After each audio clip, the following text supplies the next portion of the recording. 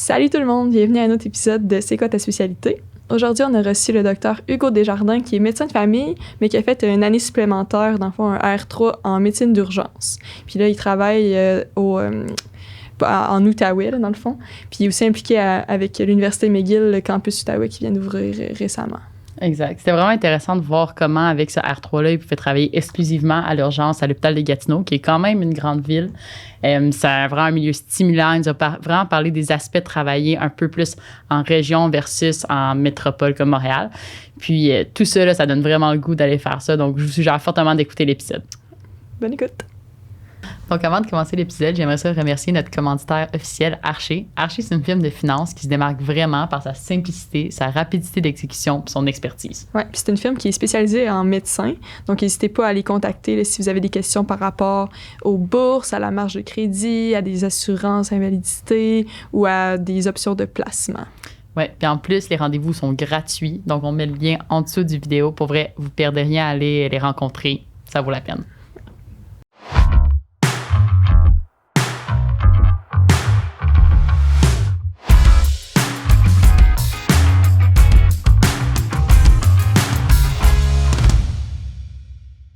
Donc, merci beaucoup, Dr. Desjardins, d'avoir accepté notre invitation. Ça fait plaisir. Donc, nous, on aime ça partir du début.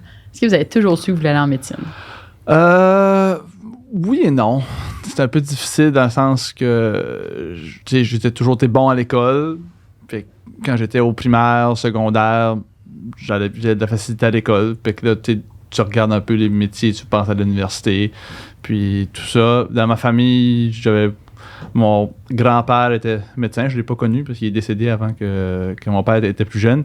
Mais pour mon père, c'était une grande figure importante. Fait que j'ai probablement eu un peu de pression parentale qui me dirigeait vers le domaine de la santé, consciemment ou inconsciemment. Puis je pense que ça, de fil en aiguille, ça a juste venu à mesure que je continuais dans le secondaire, les cours de sciences, on aimait ça. Puis je réussissais bien à l'école. Fait que mon parcours a vraiment été très, très linéaire. Là. J'ai fait mon secondaire, j'ai gradué. Après ça, j'ai appliqué en diplôme en sciences de la santé. Je viens du Nouveau-Brunswick, donc pour ceux qui n'ont pas reconnu l'accent initialement. Donc, il n'y a pas de cégep. Fait qu'une 12e année de secondaire, puis on rentre directement à l'université. Puis pour rentrer en médecine, il y a un 2 ans préparatoire de sciences de la santé, qui a un ramassis de cours de sciences pour un peu épurer les gens qui veulent appliquer. Là. C'est l'équivalent du cégep en sciences nature, j'assume. Là. Puis à partir de là, j'ai appliqué en médecine, puis je suis rentré. Fait que ça a été assez... Il n'y a pas eu trop de détours là, non, ça, c'est bien fait. Là. Dans le processus, en effet. Puis en rentrant en médecine, est-ce que vous saviez un peu dans quelle spécialité vous vouliez vous diriger? Je me souviens que avant de rentrer en médecine, je voulais devenir neurochirurgien, puis faire des grosses chirurgies dans des millimètres carrés, puis tu sais la grosse affaire là. Je voulais être le 1 de 1.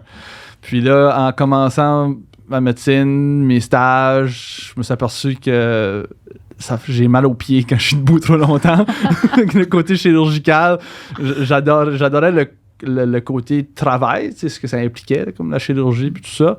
Mais le côté être debout pendant trop longtemps, mon TDAH non diagnostiqué, puis mes pieds me permettaient pas de le faire. Donc, puis les chirurgies, tu sais, peut-être vous l'avez déjà fait dans certains stages, qui ont fait des chirurgies comme externes, mais il y a beaucoup de trouver 1001 façons de comment pas se contaminer avec ses gants.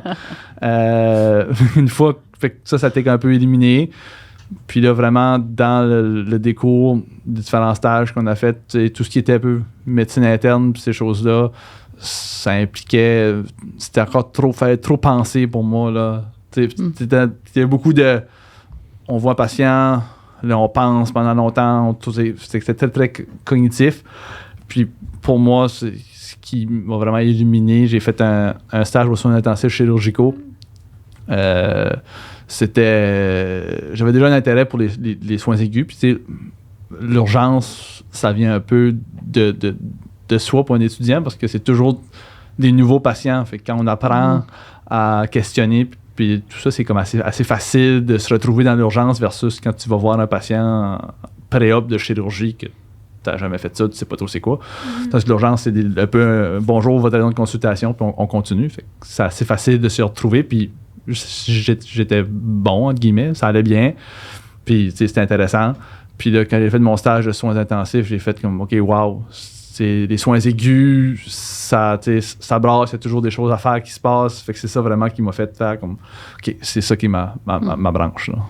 Puis pourquoi vous avez appliqué pour la médecine de famille avec le plus en urgence versus le 5 ans d'urgence? Ben en fait, j'ai appliqué pour le 5 ans d'urgence. Vraiment, c'est le seul petit anicroche de mon parcours, dans le sens que j'ai appliqué pour 5 ans d'urgence. Justement, après, quand j'ai fait ce stage-là de soins intensifs, je me suis dit, c'était à peu près dans le milieu de mon externat, fait que c'était dans le temps où il fallait que je décide qu'est-ce que je voulais faire. Puis je me suis dit, OK, c'est vraiment ça que je veux faire, il n'y a pas vraiment d'autres options. Puis le côté prise en charge, suivi, n'est pas tant me chercher. Donc à ce moment-là, j'ai appliqué pour 5 ans d'urgence. J'ai appliqué à l'Université de Montréal, puis j'ai pas appliqué à Québec, j'ai pas appliqué à McGill. Pourquoi j'ai juste appliqué à Montréal? Je me suis dit c'était là que j'ai pas fait en fait de démarche plus que ça, de projet de recherche ou peu importe. Puis je me suis ramassé, ils m'ont pas pris, j'ai rentré en médecine familiale à Sherbrooke, mais c'était vraiment le but était d'aller faire mon R3 à ce moment-là si jamais que ça fonctionnait pas. Donc, c'est pour ça que j'étais à Sherbrooke faire ma médecine familiale versus au Nouveau-Brunswick où est-ce que j'étais pour que je connaisse le milieu, je connaisse les patrons, tout ça. Il n'y avait pas de R3 au Nouveau-Brunswick? Non, ben, nous, à Moncton, on est associé avec l'Université de Sherbrooke. Ah oui. Fait que ils font juste... Il y a tous les stages. On peut les faire toute la médecine là-bas puis les stages. Mais les résidences, il y a juste la médecine familiale. Fait que je suis allé faire ma médecine familiale à Moncton puis par la suite aller quelque part d'autre, mais je me suis dit, ils m'ont jamais vu, ils m'ont jamais rencontré, fait que maximiser mes chances, je vais aller voir quelque chose d'autre que ce qu'on fait, puis ça valait la peine. C'était comment faire la résidence en médecine familiale quand justement vous aviez moins d'intérêt dans les suivis ou les soins qui sont pas vraiment aigus? Ben ça c'est comme n'importe quoi quand vous êtes étudiant ou puis comme mon père m'a dit régulièrement quand j'étais en classe puis je m'ennuyais, c'est faut faire son temps. Mais tu sais, il y a des stages comme la gynéco, l'obstétrique qu'on faisait beaucoup, l'hospitalisation, le suivi de bureau. C'était pas quelque chose qui était particulièrement pas que c'était pas intéressant, mais c'est pas quelque chose que je savais que j'allais nécessairement faire dans ma carrière, mais tu trouves toujours des façons de aller chercher des connaissances, aller chercher comment interagir avec des gens, voir aussi, c'est pertinent de voir un peu outre l'urgence, le soins aigus, qu'est-ce qui se passe après. Comme ça, on peut mieux conseiller les patients, puis on sait un peu la trajectoire où est-ce que le patient va aller par la suite. Fait que je sais que si moi, je sais que j'envoie quelqu'un en gynécologie, puis j'ai fait un stage de gynéco, puis que je sais que pour, je sais pas moi, une pathologie X, ils feront pas vraiment de chirurgie, ça va être ci, ça, puis ça va attendre, ou peut-être traitement. Mais je peux déjà un peu préparer le patient, je peux mieux l'enligner un peu à l'urgence. Fait que c'est quand même pertinent de faire d'autres choses. Puis, on fait pas de suivi à l'urgence, mais le système étant ce qu'il est, beaucoup de gens qui n'ont pas de médecin de famille. Fait que, tu sais, avoir une certaine idée de comment faire la médecine de famille, c'est quand même, c'est pas une perte aucunement, là. Puis, je sais aussi que présentement, le R3 en urgence est quand même vraiment contingenté également. Comment vous avez fait pour aborder ça? Est-ce que vous avez fait des démarches pour vous démarquer durant la résidence? J'étais juste super bon. non, sérieusement. Ça a juste vraiment tombé que j'étais un peu chanceux parce que dans mon année, l'année juste avant moi, il était, je pense, à Sherbrooke, je pense qu'il était 12 ou 13. Puis ils ont coupé à 7 mon année. Puis l'année d'après, ils ont coupé à 4. Oh wow. Fait qu'ils ont vraiment... J'ai tombé dans l'air où est-ce que le couteau a passé. Puis là, les postes augmentent un peu. Puis je pense que l'intérêt pour la médecine d'urgence a pris de l'essor depuis le dernier 5-6 ans. Puis ça fait 5 ans que j'ai... Ça fait 8 ans maintenant que j'ai appliqué au R3, là. Fait que ça fait déjà quand même un bout de temps. Fait que je pense que l'essor de la médecine d'urgence commence à prendre vraiment plus d'ampleur ici qu'on le voit, là. Fait qu'à ce moment-là, je pense que j'ai tombé juste dans le bon moment. Ça a sûrement aidé que j'avais fait mes 2 années de résidence à Sherbrooke. Je connaissais beaucoup des patrons. Ça tombait que le gars qui a fait une de mes lettres de référence était sur le comité qui prenait notre... qui décidait qui rentrait. Fait que j'étais quand même, il me connaissait bien, puis je pense que ça joue là-dedans. Fait que c'est sûr que pour n'importe qui veut rentrer dans un programme contingenté, il y a le dossier académique, c'est super important. Il y a les notes, tout ça. Il y a comment l'entrevue va, mais aussi à personne égale, si on connaît la personne, on sait comment elle est. Ça peut être bon comme ça peut être mauvais. Des fois, ils savent les côtés. Les moins bons côtés. C'est exactement les moins bons côtés. Mais en général, c'est toujours pertinent. Là. Puis pourquoi ils avaient coupé les places dans vos années? C'était-tu parce que c'était trop attrayant versus la résidence de 5 ans? Ben ça, ces places-là sont octroyées par le ministère. Fait que, c'était dans le temps de la réforme Barrette, là, où est-ce qu'ils ont tout changé. Ils voulaient, moi, quand j'ai gradué de ma médecine familiale en 2016, c'était vraiment le moment où est-ce qu'ils ont sorti tous les médecins des hôpitaux, les spécialistes, puis les médecins de famille. Fait qu'ils voulaient plus d'hospitalisation, puis qu'ils voulaient vraiment sortir les médecins de famille des hôpitaux pour les mettre en bureau. Okay. Puis même quand j'ai commencé à travailler avec mon R3, il y avait des obligations de prendre des patients. Okay. Est-ce que vous en avez encore de ça, des obligations d'avoir des cliniques? Je pense que ça s'est dissipé. Là. Je pense qu'il y a certaines dérogations qui peuvent être faites, mais je sais que, par exemple, dans mon année, si j'avais fini juste comme médecin de famille sans mon R3, j'allais avoir 1000 patients à ma charge minimale. Puis là, vu que j'avais mon R3, j'avais le droit d'avoir seulement 500 patients. Je pense que c'était 500, puis j'avais le droit de 250, ou quelque chose de ce genre-là. Mais où que je pouvais faire des 3 shifts par mois dans une clinique sans rendez-vous réseau. Fait que c'est ça que j'ai fait, moi, à ce moment-là. Mais ça a duré 1 an, jusqu'à temps que là, on puisse avoir une dérogation spéciale, puis que le ministère, quand ils ont changé de gouvernement, ben là, ils ont un peu brassé les cartes, comme qu'ils font un peu toujours. Fait que toutes ces histoires-là de postes, de prêmes, de places en résidence, c'est très gouvernement dépendant. Fait que c'est un peu fluctuant, mais en général, dépendamment de quoi des besoins de la population. Puis est-ce que vous saviez de ce moment-là que vous vouliez travailler en région? Je ne travaille pas en région, je travaille dans la ville de l'Outaouais. C'est la 4e plus grande ville au Québec. Là. Je peux pas dire que c'est une région nécessairement. Je suis d'accord, mais selon le reste du Québec, souvent, c'est la région. Oui, c'est à l'ouest, c'est proche de l'Ontario, il y a des Anglais là-bas, ça mélange les gens. Mais en fait, moi, je viens du Nouveau-Brunswick, fait que ma famille est toute là-bas. J'étais à Sherbrooke, j'aimais beaucoup la ville, le look, puis c'est un centre universitaire, j'aimais bien ça. Fait que j'ai essayé de vouloir travailler là-bas. Finalement, il n'y avait pas vraiment de postes disponibles ou ils sont assez difficiles à rentrer à Sherbrooke parce que c'est une grosse université, fait qu'il y a beaucoup de gens qui restent. Puis, à chaque année, il y a la journée carrière des résidents là, au Palais des Congrès, parce que c'est comme une grande foire là, de chaque région. Sont là, puis ils offrent leur poste un peu. Vous allez y aller dans quelques années sûrement. L'Outaouais a un énorme kiosque. Il y a des tables, il y a de la musique, il y a de la lumière partout. On veut attirer du monde. Tandis que des autres régions où il n'y a pas manque de monde. Montréal, il y a une petite table dans un coin, il y a de la poussière, puis personne qui est là. Mais là, quand j'ai été... J'avais 2 collègues qui étaient avec moi dans R3 qui venaient de l'Outaouais, puis qui revenaient. Puis là, eux autres disaient « Ah oui, on a un poste, j'ai un poste. » Je dis « Ben, je suis aussi bon que les autres. Je peux avoir un poste moi aussi. » Fait que j'ai été voir, puis là, j'ai parlé un peu, j'ai visité, puis ils m'ont pris, puis depuis ce temps-là, ça fait 5 ans que je suis là. C'est comment commencer à pratiquer dans une nouvelle ville? C'est le fun, tu commences à zéro complètement. C'est le système québécois, fait que c'est pas franchement... C'est un peu différent de chaque endroit, mais tu sais... en général, ça se rejoint quand même pas pire. J'avais fait un stage un peu quelques mois avant que je finisse ma résidence là, fait que moi je connaissais un peu les milieux. Mais c'est sûr que c'est une adaptation. C'est comme quand vous allez en stage à l'externat dans un nouvel hôpital, un nouveau département.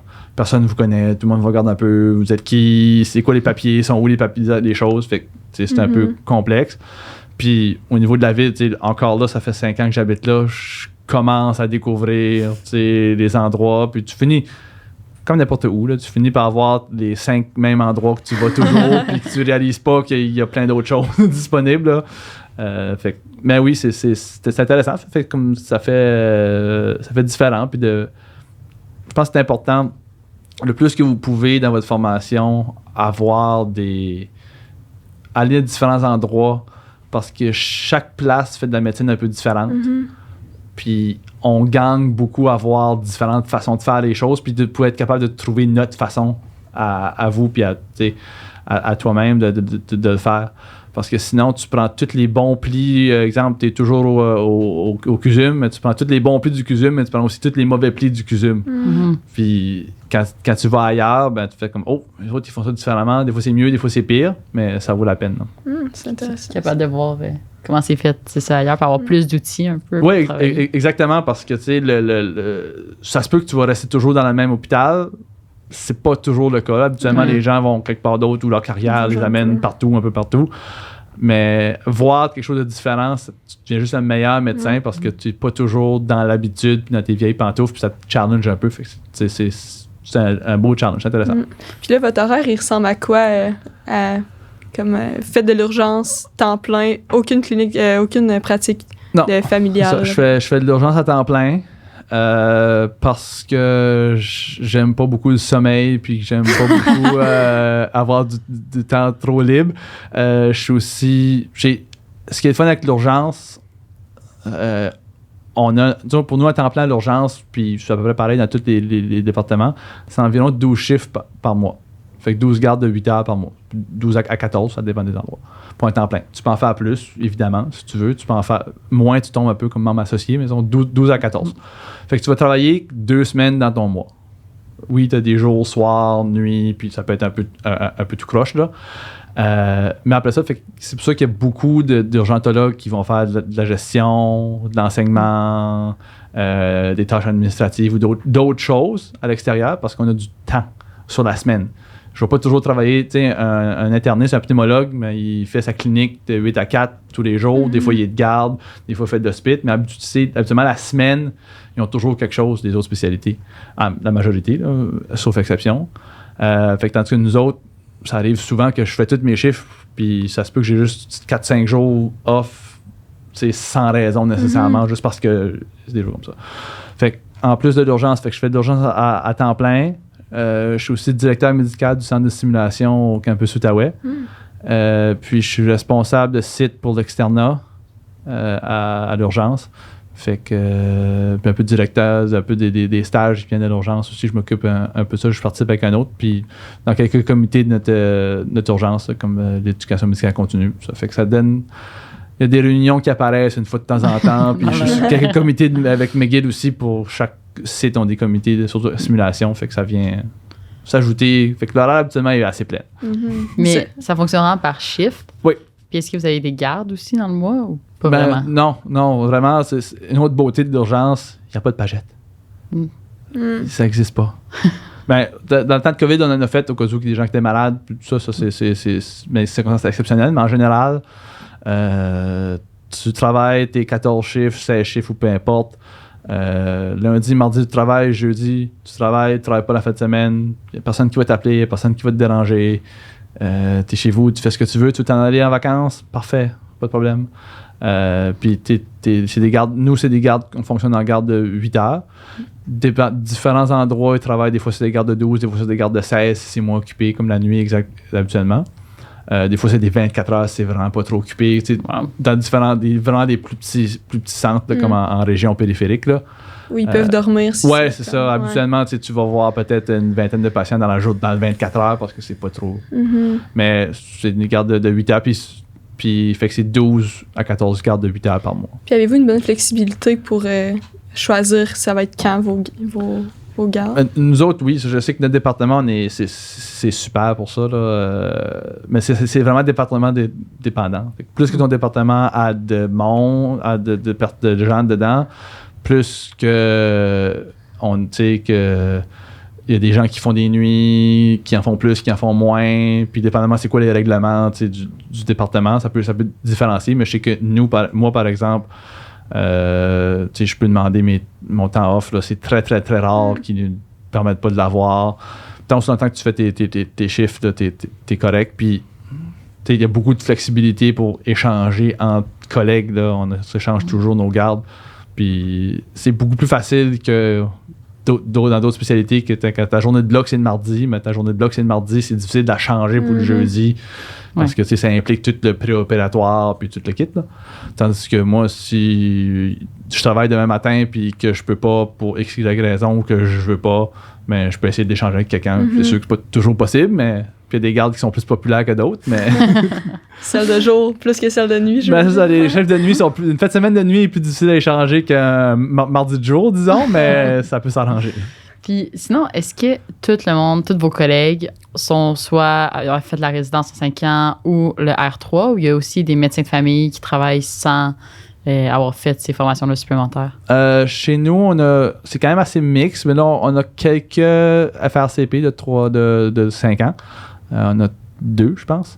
Puis, on a 5-6 R3 ou peut-être 7-8.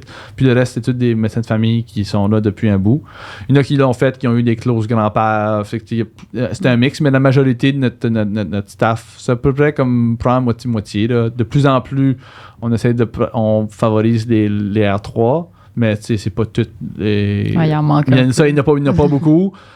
Puis on est un peu en manque de personnel, fait qu'on peut pas nécessairement dire qu'on va juste prendre les R3 quand il y en a 15 de formés dans le Québec. Là. Ouais.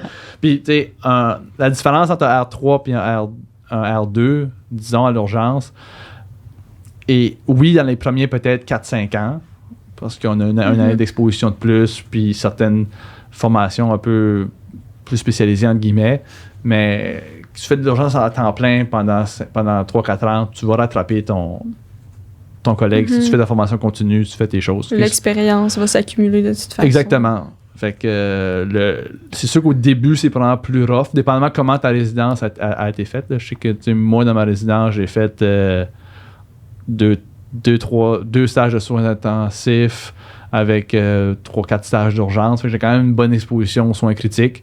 Des stages de soins intensifs où j'avais beaucoup d'exposition puis que je faisais plusieurs choses. Mais ça fait que j'en ai fait plus que d'autres, mais c'est variable. Fait que ça dépend comment t'es confortable aussi. Même l'année comme supplémentaire, tu sais, 1 an, ça doit passer vite quand même. Là.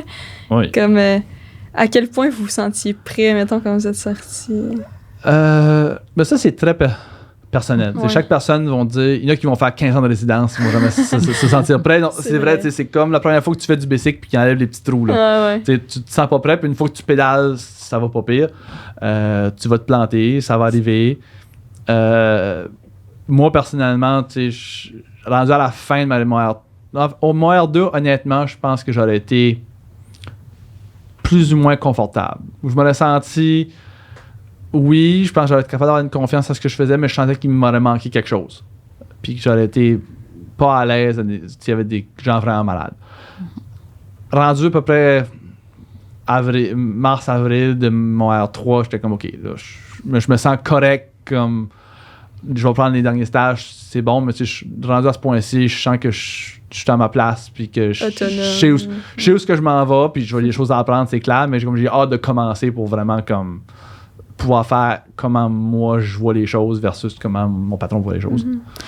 Puis, moi, j'ai une question vraiment pratique sur le travail. C'est comment avoir des patients que souvent, vous savez, par exemple, les envoyer s'ils doivent être admis sur les étages. Oui. Puis, vous n'avez pas rendu finalité avec le patient. Je ne sais pas si vous comprenez ce que je veux dire. Oui. Genre, c'est comment cette notion-là de pas en savoir ce qui va arriver, puis qu'on n'a pas rendu closure avec le cas puis le patient.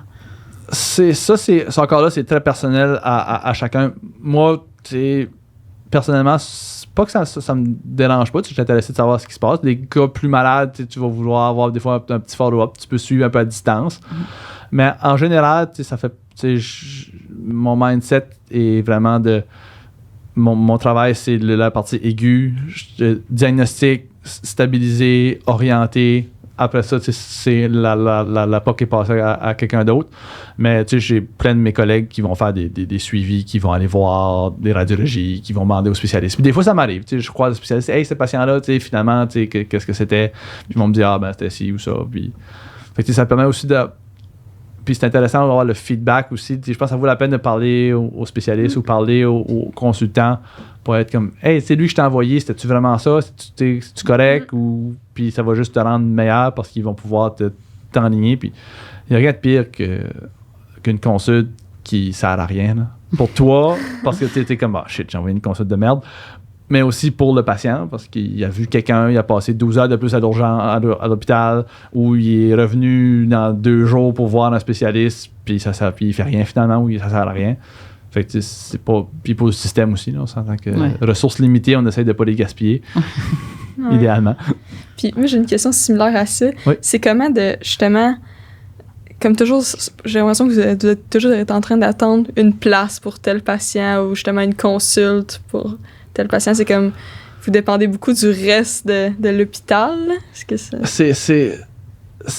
En fait, c'est un des, en guillemets, les plus gros irritants du travail, c'est que souvent, mon travail est facile. Ou relativement facile parce qu'en termes de côté médical, comme tel, le patient A vient pour présentation X, je le vois, je l'évalue, je fais mes labos, tout ça. Je sais comment je veux l'évaluer, puis comment je veux l'investiguer, puis je sais un peu puis je sais comment je veux le traiter. Mais là, je demande mon scan, là, il n'est pas disponible avant une couple d'heures. Fait que là, ça prend du temps. Là, je demande certains médicaments, puis là, ben, ça se fait pas parce que X, Y, la pharmacie, ou le staff est débordé, il manque de staff pour faire certaines prises de sang, ou choses comme ça. Là, on veut prendre un patient qui aurait besoin d'un lit, mais il n'y en a pas. Fait que c'est ça qui alourdit notre travail. Fait que oui, c'est dans mon idéal, ça serait comme un peu comme dans une usine, là, c'est une courroie, là, ils passent un peu les autres, puis tu fais tes choses, puis là, ils vont juste revenir pour finaliser. Mais ça fait partie de notre travail, heureusement ou malheureusement. C'est ça qui est le challenge de l'urgence dans un milieu public, là, où est-ce qu'il y a des chats. Puis c'est un peu ça qui est... C'est plate, mais en même temps, c'est un peu le fun. Parce que si c'est juste, je vois le patient, je parle d'une investigation, puis je l'envoie à quelqu'un d'autre, c'est pas pour ça que je fais de la médecine, être juste un trieur de luxe. Là. Je veux traiter des patients, je veux comme, les enligner comme il faut, essayer de limiter le plus possible comment ils vont rentrer dans le système, puis je peux les traiter comme le mieux possible sans qu'ils soient hospitalisés ou qu'ils utilisent trop de ressources. Fait que ça, c'est un challenge que moi, j'aime. Mais oui, c'est toutes les frustrations qui viennent avec il n'y a pas de place, il n'y a pas de lit, les patients, ça roule pas, ça roule carré. Fait au lieu d'en voir, je sais pas moi, 15-16 dans une journée, mais t'en vois 8, 10, 11 parce que t'as été obligé de te promener de toute l'urgence pour faire des choses. Fait que ça fait partie de notre quotidien. C'est un des irritants. Mais on est pris avec, malheureusement. C'est la réalité. Ouais. Vous pensez c'est quoi les avantages d'aller travailler dans un centre comme Outaouais versus dans une grande ville comme Montréal? Est-ce que c'est similaire, différent? Sur quel... Je pense que c'est... Encore là, ça dépend de quel centre à Montréal ou à Québec que tu parles. C'est sûr, si tu parles à Sacré-Cœur ou au CHUM, c'est différent que, exemple, travailler à Jean Talon. Pour dire quelque chose à Montréal. Mais moi, ce que j'aime, comme je disais, vraiment, dans mon centre, il y a comme un petit chaos mais organisé. Une petite dysfonctionnalité qui fait que ça rend ça intéressant du sens que quand je demande une consulte en cardiologie, ça prend pas 5 minutes, elle n'est pas déjà faite par 6 résidents qui sont déjà là. Tu sais, exemple, pour des gros centres universitaires. Si j'ai un drain thoracique à mettre, je vais appeler le chirurgien, il va dire, mets-le, ou sinon, je viens dans comme 4 heures. Fait que, tu sais, il y a beaucoup de débrouille-toi. On a de l'aide quand on a besoin, mais il y a beaucoup de choses que je vais faire, moi, personnellement, ou que je vais être obligé d'organiser, que dans un centre universitaire, ça se fait juste tout seul, puis, tu sais, on envoie ça à l'autre. Quand il y a un trauma, un gros trauma, c'est moi, mon collègue, si on est de jour, peut-être que le chirurgien va venir si on l'appelle, ou les orthopédistes, ils vont venir, mais ils ne viendront pas tout de suite automatiquement. Je me souviens, à Sherbrooke, là, une réanimation, là, c'était... Pour l'urgentologue, c'est plate. Parce qu'il y a un gros trauma, exemple, il appelle le code trauma, il y a le résident junior, senior de chir, le patron, junior, senior d'anesthésie, le patron, les soins avec le junior, senior, patron. Là, t'as l'urgentologue, t'as le résident qui est avec lui, t'as le collègue qui vient JET, qu'est-ce qui se passe, l'autre résident qui dit « Ah oui, vas-y, va voir », l'externe qui est là aussi. Donc là, on est rendu à comme 14 docteurs pour le patient. Fait que toi, comme urgentologue, ben, tu as tous des spécialistes en théorie plus compétents dans certaines procédures. Fait que ça sert plus à grand-chose nécessairement, mais ça va plus vite. Puis j'ai fait des stages de trauma où est-ce qu'il y avait un urgentologue qui m'a consulté parce qu'il y avait une blessure, un coup de couteau à la cuisse qui était proximal au genou.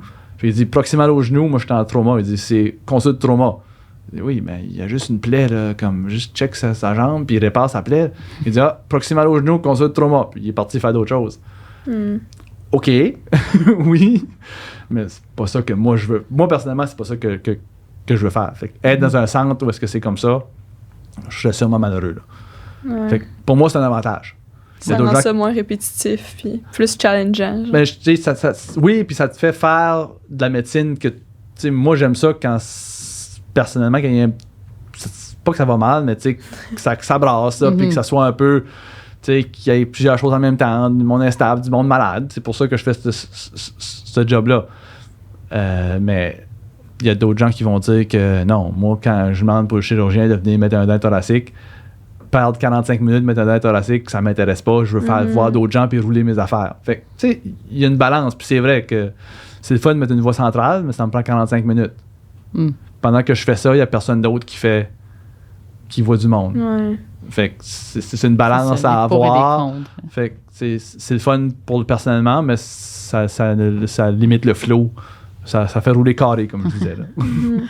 Puis sinon, je sais aussi qu'en Outaouais, l'été passé, l'urgence était fermée pendant un moment. Fait que c'est comment aussi travailler dans un milieu aussi qui manque d'employés? Un peu, c'est pas juste des médecins qui manquent, c'est vraiment tout le staff, je pense, de la santé. Encore là, c'est un challenge. Là, c'est comme la pénurie de personnel, ça frappe partout. Là, on n'est pas... L'Outaouais n'est pas unique en son genre, mais oui, ça fait les nouvelles parce que oui, l'urgence a fermé, puis il y a eu de la mauvaise presse pour différentes choses. Mais encore là, c'est un système public, le système québécois, comme ils ont l'expression en anglais, same shit, different pile. En Ottawa, on a certains challenges, qu'à Montréal, vous avez d'autres challenges. Puis aller travailler, exemple, à l'urgence du CHUM, il y a des choses que probablement que je voudrais me frapper la tête sur les murs. Puis que d'autres choses que j'adorais. Puis travailler à l'urgence à Outaouais, je me tape la tête sur les murs pour d'autres choses. Est-ce que vous ressentez cette pression-là? Moi, c'est plus ça. Est-ce que genre, il y a un poids, un fardeau de comment vous n'êtes pas beaucoup, fait, vous devez plus travailler ou des choses comme ça, ou c'est... Nous, du côté médical, il y a toujours une certaine pression de il faut voir du monde. Veux pas... Peut-être pas tout le monde qui se la met, mais moi, je la mets quand j'arrive dans une...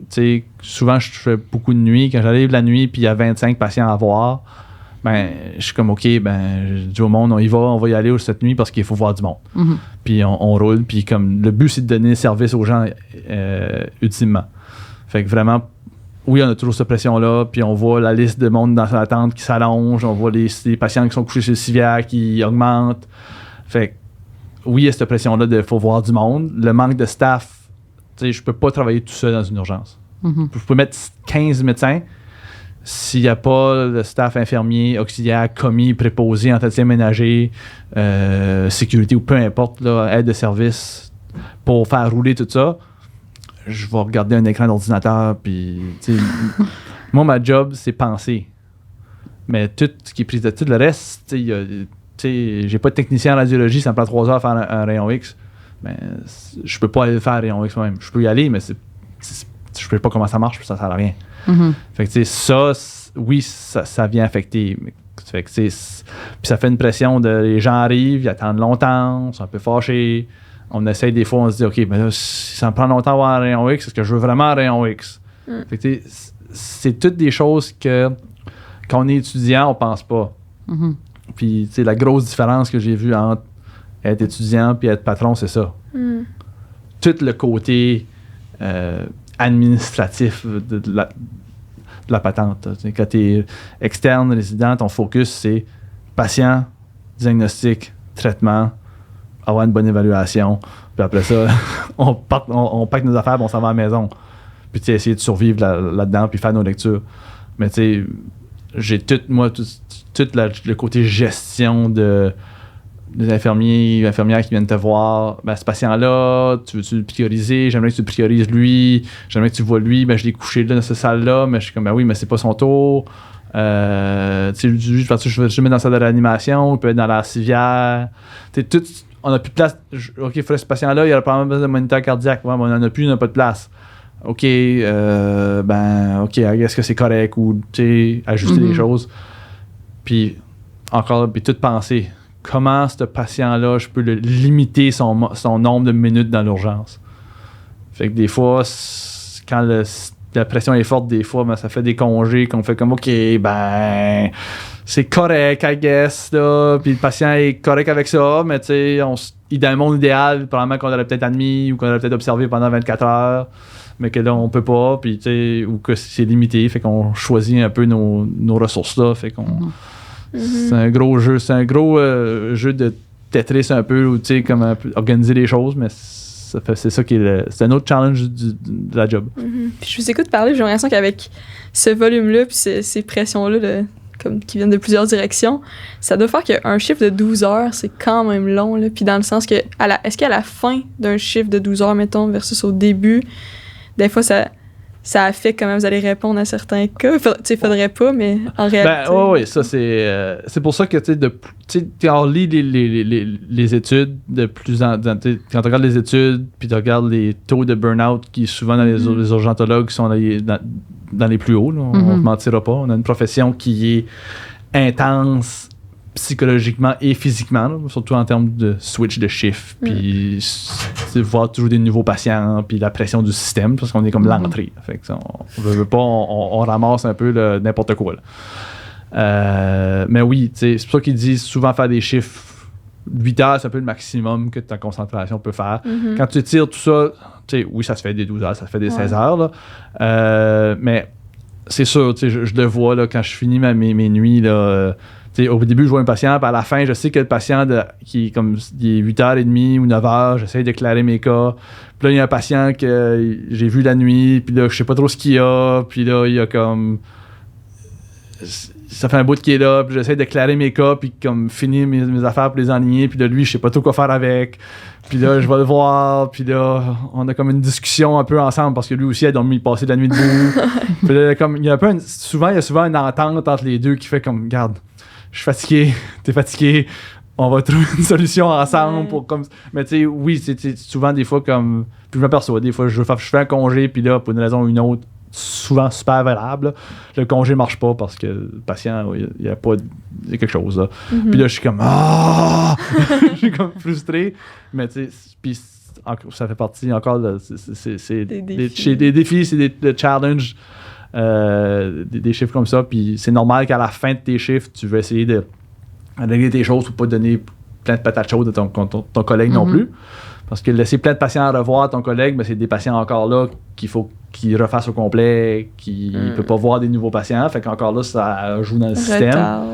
Fait que c'est essayer de limiter le plus possible notre côté émotionnel, mais on est tous humains. Là. Fait que y a des journées où tu te lèves de mauvais pied, puis que tu sois à l'urgence ou n'importe où, ta journée est désagréable, ton enfant pleure toute la nuit ou peu importe. Là. Moi, je me demande aussi...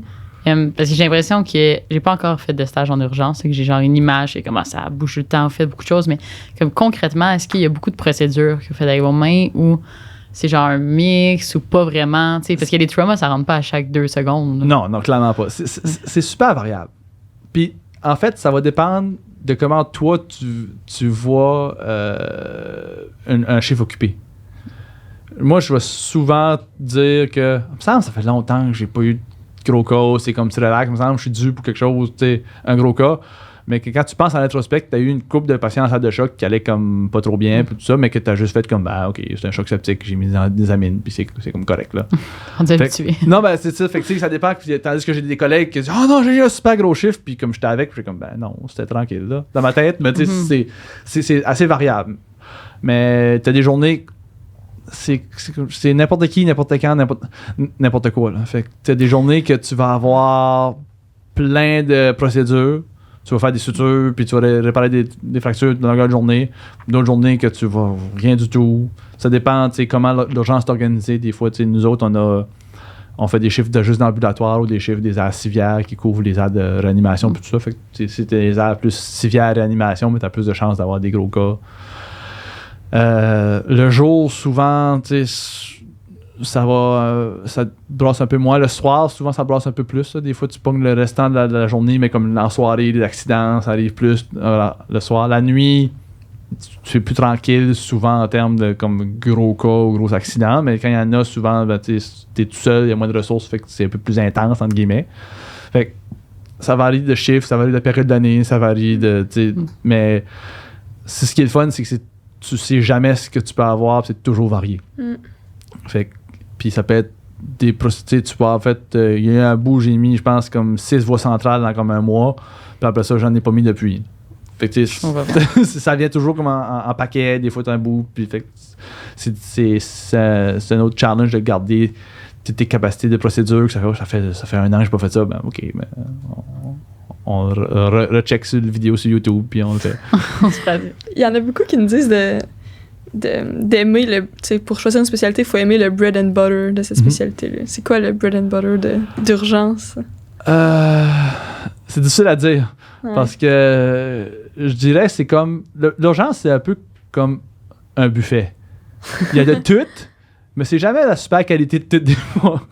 Dans le sens que tu ne vas jamais comme avoir quelque chose de super, super précis dans une affaire, mais c'est un peu... C'est vraiment de tout. Puis... Mais c'est sûr qu'on a les cas typiques, là, les histoires de DRS, les histoires de dyspnée, les maux de ventre. Mais encore là, un mal de ventre, c'est super large. Je vais avoir des mal de ventre d'un gars de 40 ans, puis un gars de 60 ans, puis un gars de 8 ans, puis un gars de 25. Ça peut être toute la même chose, toutes des choses différentes. Fait que le bread and butter, je pense pas que c'est tant, pour l'urgence, je pense pas que c'est tant le bread and butter que le genre de pression, comme d'environnement psychologique puis physique que ça apporte. C'est plus que ce que tu as besoin comme personnalité ou comment que tu gères l'incertitude puis cette pression-là de toujours avoir du monde à voir. Plus que le bread and butter. Je pense que c'est plus ça qui pique un peu l'horaire, un peu atypique, un peu tout croche, là. C'est plus ça qui va être un challenge pour ta continuité de carrière que le bread and butter, tu sais, oui, tu travailles dans une urgence plus pédiatrique ou plus santé de la femme ou psychiatrique. Comme à Gatineau, il y a 2 hôpitaux. Il y en a une qui est plus psychiatrie, pédiatrie, gynéco, puis un peu plus de personnes âgées. L'autre côté, c'est plus trauma, cardio, néphro, puis ortho. Fait que, dépendamment où est-ce que tu travailles, tu peux avoir un peu plus d'une chose, un peu moins. Mais encore là, c'est pas tous les chiffres que je vois de la psychiatrie, c'est pas tous les chiffres que je vois de la pédiatrie non plus. Parce que ça, c'est des gens qui sont emmenés par ambulance, que les ambulances vont savoir où les dispatcher, mais quelqu'un qui vient à l'urgence par lui-même, il va juste se présenter à n'importe où. Il peut rentrer n'importe où, mais en théorie, ils savent un peu plus. Là, souvent, ils finissent par connaître le système un peu, mais ça arrive souvent qu'on a des enfants qui arrivent à Hull parce que c'est à côté de Hull, puis ils filaient pas bien. Fait que ça arrive régulièrement, là, un peu comme à Montréal ici, évidemment. Là. Pas tous les hôpitaux qui vont le patient sur pied va pas à la bonne place tout le temps parce qu'il est pas à côté nécessairement. Il faut comme l'essayer puis voir si l'environnement puis le type d'horreur nous convient ou pas. Ouais, vraiment, je pense que c'est plus ça parce que c'est tellement... oui, tu as du bread and butter de petites choses, mais c'est un bread and butter qui est tellement variable de différentes spécialités. C'est difficile de dire que tu es obligé d'aimer les DRS, sinon tu vas trouver ça long à l'urgence. Ben, OK, oui, mais il y a plein d'autres choses que tu vas faire pour les 3-4 DRS que tu vas voir dans ton chiffre. Là. Mais oui, fait que puis je pense que c'est vraiment l'environnement, puis comme le chaos organisé, c'est ça que si t'aimes ça, puis tu thrives là-dedans, puis tu peux gérer ça, là, c'est une bonne place. Mais si pour toi, ça bouge trop, il y a trop d'affaires en même temps, tu peux pas te concentrer, c'est difficile, ou tu as de la misère à comme t'organiser dans ta tête pour comme faire 3-4 choses en même temps. Ça marchera pas. Tu peux, Puis j'ai pas tous mes collègues qui sont, ou gens qui font de l'urgence, qui sont nécessairement comme, tu sais, qui pensent comme moi, qui sont mindés de cette façon-là, mais tu sais, c'est plus difficile à long terme, probablement, qu'à un moment donné, tu vas faire comme, OK, ouais, je t'ai soufflé. Là. Ouais. Puis quelque chose d'autre qu'on s'est fait souvent dire par des gens qui ont une spécialité qui font pas de chiffre de nuit, mettons. Ouais. C'est qu'eux, ils s'étaient dit, faire des chiffres de nuit dans ma trentaine, dans ma quarantaine, OK. Mais penser long terme à comme 50 ans, ils se disent, j'avais l'impression que genre je pouvais pas cope avec ça, puis ça allait plus me tenter. Comment vous voyez ça? Ben, j'ose espérer que rendu dans ma cinquantaine, je vais encore être capable, mais c'est sûr que c'est prouvé ça aussi scientifiquement que les gens qui font des chiffres de nuit ont plus de problèmes de santé. Okay. Ça joue sur l'humeur, ça joue même sur l'espérance de vie jusqu'à un certain point, qui en font à long terme, je parle. Là. Mais ça dépend aussi comment ta vie est organisée, puis comment ton sommeil est organisé. Ouais. Moi, je suis quelqu'un qui, heureusement, je peux dormir n'importe où, n'importe quand. Là. Puis j'ai pas besoin nécessairement de... Je suis une personne assez énergique de base, fait que j'ai pas besoin d'avoir 8-12 heures en ligne pour être fonctionnel. J'ai d'autres de mes collègues qui manquent une journée, qui font une nuit, puis ils sont scrap pour 2 jours. Là. Mais, fait que, oui, prendre ces personnes, ça va être plus difficile.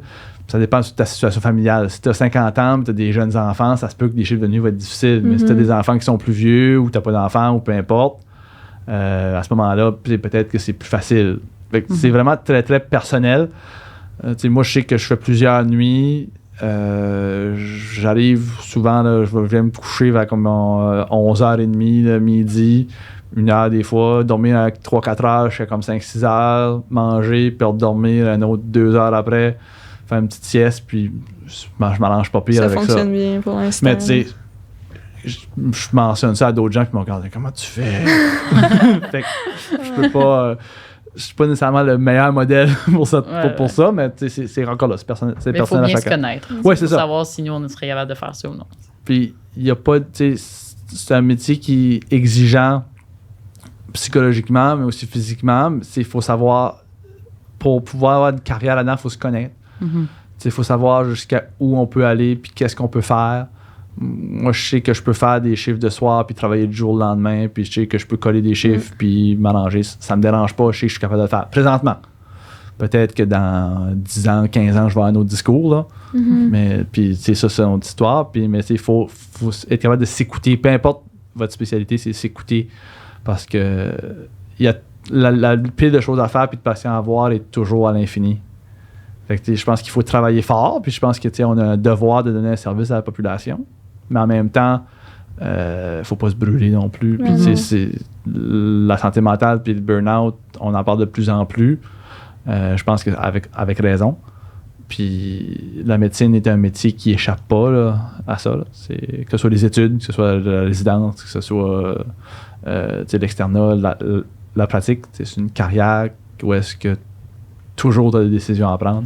Fait que il faut se connaître, puis il faut être capable d'aller chercher, de s'organiser en fonction qu'on puisse travailler à long terme. C'est ça, parce que pour rendre un service à la population à long terme, on n'a pas le choix, c'est ça de s'écouter pour pouvoir maintenir ce rythme-là. Exactement, puis c'est sûr, c'est sûr que dans ta vingtaine, t'as pas d'enfants, ben, tu sais, vas-y, là, t'as de l'énergie, tu veux, puis tu sais, c'est super stimulant, puis t'as plein d'incitatifs de travailler, là, tu vas avoir... tu vas apprendre, t'aimes ça, c'est payant, ça va être, t'as des dettes à payer, tu veux setter ta vie, c'est facile de dire, OK, ben, je vais prendre 2-3 chiffres par mois, puis à la bout de la ligne, ça fait une bonne différence, ta paye à la fin de l'année. Fait que, il y a plein d'incitatifs de le faire, mais encore là, il faut que tu trouves ton équilibre, puis éventuellement, souvent, tu ralentis un peu quand tu es soit enfant ou d'autres projets qui viennent embarquer dedans. Là. Avant qu'on finisse, là, j'aimerais ça qu'on parle du nouvel hôpital qui va se construire en Outaouais. Fait que c'est quoi qui se prépare là-dedans? Puis... Ça va être le plus meilleur hôpital du monde. Mais en gros, on a... ils veulent faire un nouvel hôpital, ça fait longtemps là, qu'ils en parlent.